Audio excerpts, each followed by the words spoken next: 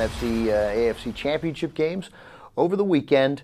I think they lived up to expectations. Not particularly well played from a football point of view, but very intriguing and enlightening if you were determined to prove to other people that you knew Jay Cutler would prove you right. And he did. I had been waiting all year to sort of, it's rare that I'm right about anything. Very, very rare, but you sensed that when the moment came, when the spotlight was on Jay Cutler, he would let everybody down. And I love to be right about big things because I'm wrong about like thousands and thousands and thousands of little things in between. But I wasn't wrong about Jay Cutler. And don't get me wrong, a gazillion people were right along with me.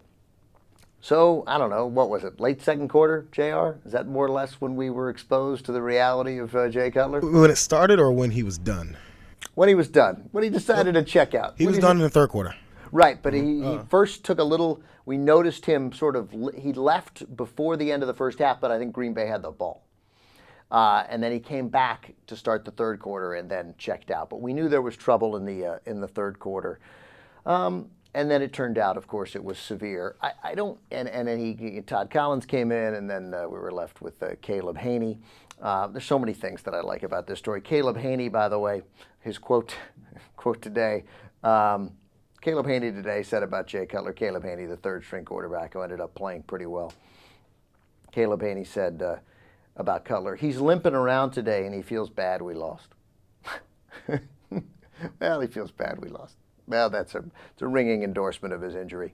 By the way, is not Caleb Haney the kind of day, after having a pretty good day with one horrific pass, but is not Caleb Haney the exact kind of guy who comes in and plays pretty well in a game, and then the next week, if they had a game when defensive coordinators have an entire week to prepare for Caleb Haney, he goes 9 of 26 for 84 yards with 2 fumbles and 2 interceptions? Isn't that exactly what happens to Caleb Haney next week? And I'm guessing Jay Cutler could have played in the Super Bowl because here's what I'm guessing, not really hurt. Lovie Smith today coming out and telling everybody it turns out Jay Cutler had an MCL tear, not an ACL tear. Probably wouldn't have needed surgery. They're saying he's questionable for the Super Bowl. My God, if you're the starting quarterback and you're and you would have been questionable for the Super Bowl, I think you should probably try to play. Especially if your 2 backups are A, Todd Collins, and B, Caleb Haney. But it's Jay Cutler, so maybe he wouldn't have played. So when Cutler checked out in the third quarter of what was a competitive game at that point, the viciousness of the attacks on him on Twitter were unbelievable. And those attacks did not come, well, I'm sure they did, but we're not talking about attacks from Bear fans, which I'm sure were vicious. Those attacks came from NFL players, present and past, attacking Jay Cutler. We're going to begin with linebacker Derek Brooks of the Tampa Bay Buccaneers. Long-time Tampa Bay Buccaneer linebacker, a terrific player. During the game, when Jay Cutler checks out, here's the first tweet from Derek Brooks. I would have to be crawling and can't get up to come off the field. Josh Freeman would not come out. That's the second-year starting quarterback of the Tampa Bay Buccaneers. Josh Freeman would not come out. Meds are available. He's saying Jay Cutler should take meds, painkillers. He's got to keep playing. Then later, after he learned that Cutler would be unavailable to return because Collins was taken out and Haney came in, then Brooks got even angrier and said, there is no medicine for a guy with no guts and no heart. Oh, man, I love Derek Brooks. Then another future Hall of Famer, Deion Sanders. Everybody knows Deion Sanders, working for the NFL Network. He says, he tweeted, I would never question a player's injury, says Deion, but I do question a player's heart, which, by the way, Deion, means that you are questioning a player's injury.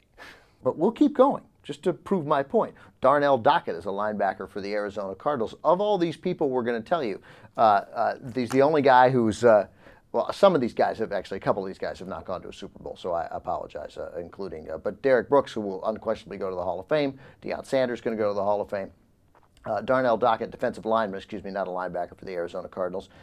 He tweets, if I'm on the Chicago team, Jay Cutler, he says, if I'm on the Chicago team, Jay Cutler has to wait till me and the team shower to get, he says he has to wait till me and the team showered and get dressed and leave before he comes in the locker room. So he has to obviously wait until I'm gone to shower and get dressed and leaves before he comes into the locker room. I think that's what he's saying. His point is he's got to wait till I'm gone or there's going to be trouble with me. Obviously, the inference being I'm going to come after him because Darnell Dockery, thinks that he quit. Same inference from Deion Sanders. He quit. He has no heart. From Derek Brooks, quit and no heart. Darnell Dockery, Deion Sanders, Derek Brooks. He quit. He has no heart. Mark Schlereth, former Redskin, former Bronco, ESPN analyst. He tweets during the game, all these tweets during the game. Here's what Schlereth has to say about Jay Cutler. As a guy who is, and by the way, this is true of Mark Schlereth, 20 knee surgeries. Schlereth says, as a guy who has had 20 knee surgeries, you would have to drag me out on a stretcher to leave a championship game. That's what I'm talking about, JR. You got to try, man. A championship game. He's the quarterback. And this is what they've said about Cutler all along. His teammates don't like him. He whines. He points to other players. He blames other people. You got to try, man. You got to show that you have some sort of commitment. They're in the NFC Championship game. Yeah. I think. I mean, like I said, I'm not in the locker room, so I can understand what they're saying. If that's the way he's always been, how'd he get there? If he's always done that, he wouldn't even complain about a hangnail or something by now. Then, if he can't wait to quit a game, how come he's waiting to quit right now? He's not. Look, I don't want to say, there's certain things, Jank with his winners and losers. I'm telling you, Jay Cutler's a loser. Everybody thinks he has this cannon, this $1 million arm. Nobody doubts that. Steve Young, when he played in I guess it would have been, this is the ESPN, it would have been on a Monday night game. Steve Young is so frustrated by him because, there was a quote here from on one of the things I read today from a football analyst who was just shaking his head at Cutler, who also believes, how do you just leave that game with what appeared to be barely even limping without even trying? Because he knows this guy could be great, but he doesn't put the effort in. He doesn't work on the footwork. They're like, this guy is so close to being brilliant, but he doesn't do what Aaron Rodgers does. He doesn't make that effort. And I'm sure it was Steve Young, because at that game that Cutler had played well in whatever game that was on that Monday night game. And he thought, he doesn't do what has to be done. He could be great, and he won't do the footwork. He's throwing off the back foot. And all these other guys are putting that effort in to be great. And I don't remember, it was, and it was the young quarterbacks who were doing it. And, the work that Peyton Manning has done and the work that Tom Brady has done, and of the younger guys, the work that Aaron Rodgers has done, that Drew Brees has done. The work that a guy like Josh Freeman at the Buccaneers is clearly willing to do, although right now Josh Freeman is just running around and making plays, but with heart and taking hit after hit after hit and getting up.